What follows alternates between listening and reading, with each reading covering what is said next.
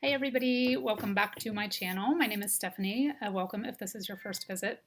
Um, Sorry, Alexa just interrupted me. We're almost done with Mercury retrograde, so hopefully that kind of thing will ease up a little bit soon. The energy is just very strange right now. It is, I think we have an eclipse, and we're still in Mercury retrograde, and we have our second full moon of the month on October 31st. So hopefully, as we ease into November, we will feel a little more peace and things will slow down just a little bit. I don't know. November is usually a pretty big month energetically, but I feel like it might be a little smoother than October has been for many of us. So, this is just going to be a quick overarching energy for the month of November 2020. Not a pick a card. I am also posting the weekly pick a card for November 1st through November 7th, so check that one out if you haven't. And this one will just be a little bit of guidance, a little bit of seeing where we are at as the collective and what the collective energy looks like for November. So I thought what I would do is just draw 3 cards, keep it really simple. And the first one will be energy we want to bring in for the new moon, which is on November 14th, 2020. And I will use the Oracle of the Seven Energies to see what energy we want to create or bring more of in. And then I will use the power of surrender for the full moon, or kind of what we want to release or surrender at the end of the month. We have the full moon on November 30th, and just a one this month. So then maybe just a healing energy or an affirmation or mantra we can work with for healing as a collective energy this month. I will draw 1 card from the healing mantra deck. So let's get started. And again, this may or may not resonate with everyone, since this is not a pick a card, just a general energetic reading for the collective to see what the overarching energy will be for many of us for November 2020.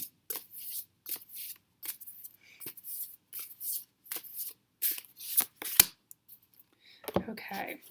So the card that comes out, I really like this one. I feel like we've had a lot of kind of sparkling energy recently, if that makes sense, like fresh energy coming in, golden light, kind of warming, renewing kind of energy. And this one that comes up is called the Royal You. So this is, it's the number 16 card. So that is going to resonate or connect to the solar plexus. So self-worth, self-confidence, self-love, self-assurance, the Royal You. So see, it's kind of a crown energy. Feelings of empowerment, but feeling empowered in a very grounded way. So this is not a reaching energy. This is an energy of knowing yourself, and an energy of being connected to your power, not trying to find your power, not always feeling like I have to act as if I have this personal power. I have to act as if I love myself. This is about really truly figuring out the ways that you are able to personally connect with these things, not how everybody on YouTube or everybody on Google or everybody in your meditation group or everybody in your yoga class tells you to connect with yourself, but the way you really connect with yourself. So the energy of being a sovereign being and connected to your center, to your heart center, even though this is the energy of the solar plexus and that personal power and that personal worth, it's also about knowing in your heart center who you are.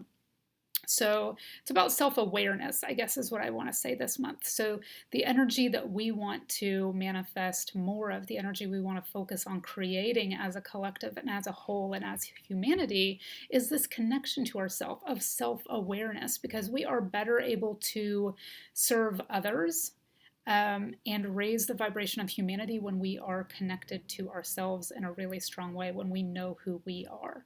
So that's the energy that we're going to really focus on creating more of this month, is connecting to ourselves, getting to know ourselves, and knowing what makes us powerful and what makes us creative and what makes us best of service to the collective, to humanity, to others, because that's when we're really in our power, is when we're connected to that energy of self-awareness and service.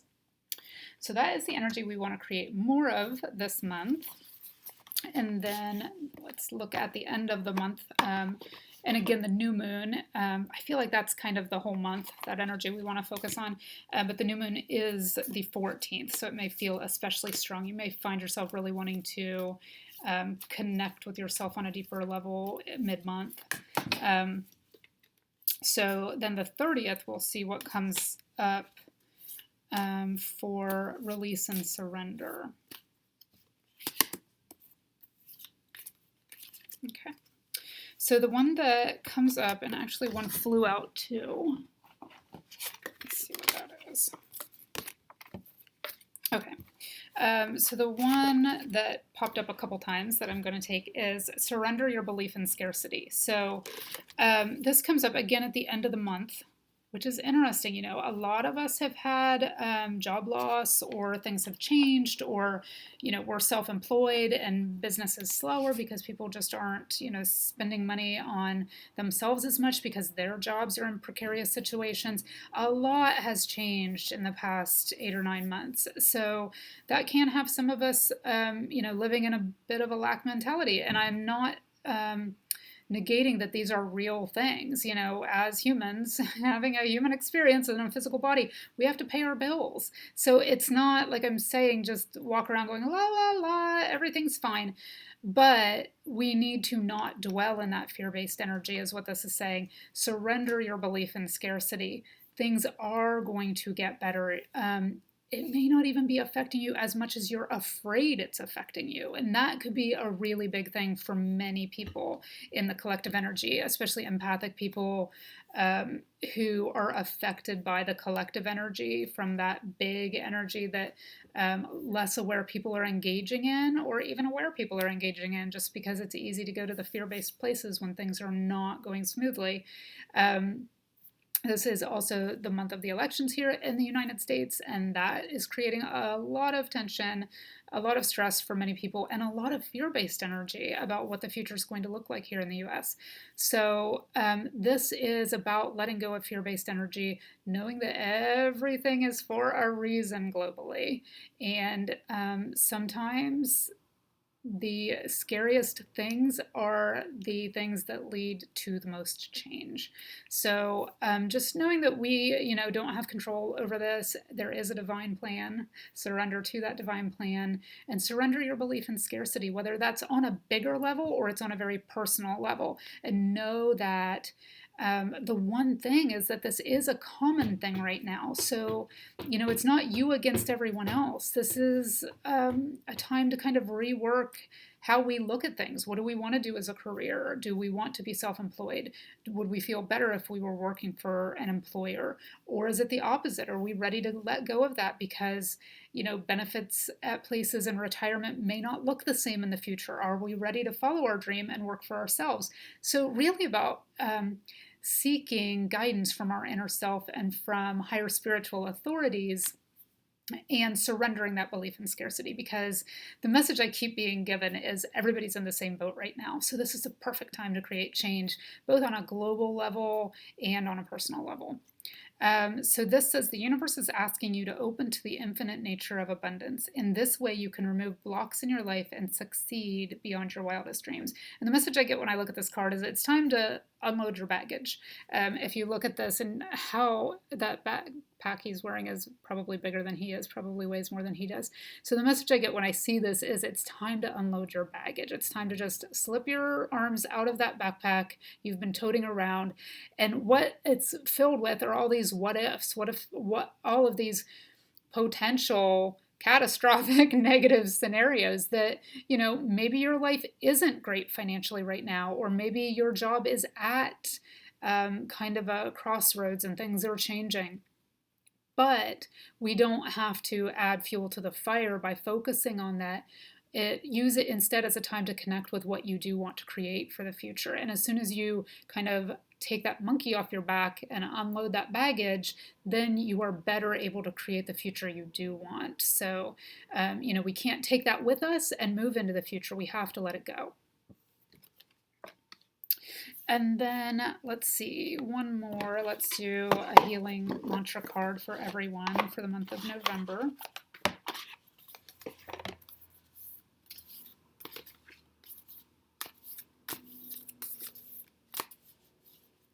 Okay, this could not be more perfect. I just mentioned that this month is the election in the U.S. and that is creating quite a bit of tension between, loved ones, family members, coworkers, anybody who has a differing political opinion. This is a really polarizing, I guess is how I want to say it, time in the United States, and a really polarizing election. So this is the dissolving judgments card. So, remember, we are all entitled to our own opinions. We are all entitled to our own beliefs. Um, it doesn't, it's all about where we are at on our journey. And our job is not to judge other humans. They are here to figure things out for themselves, and they are on their own soul journey. So, Dissolving Judgments is the card that comes up for November 2020. I think it's especially apropos right now. And then the affirmation you can work with this month, if it resonates with you, is I don't have to like the actions of others in order to love my journey. So, pretty perfect right now. I don't have to like the actions of others in order to love my journey. So, that is our energy for the month of 2020. Leave me a comment down below. Let me know what you think. Don't forget to tune in to the weekly to get a little more detailed energy. I'll do a pick a card over there, and I will see you all soon.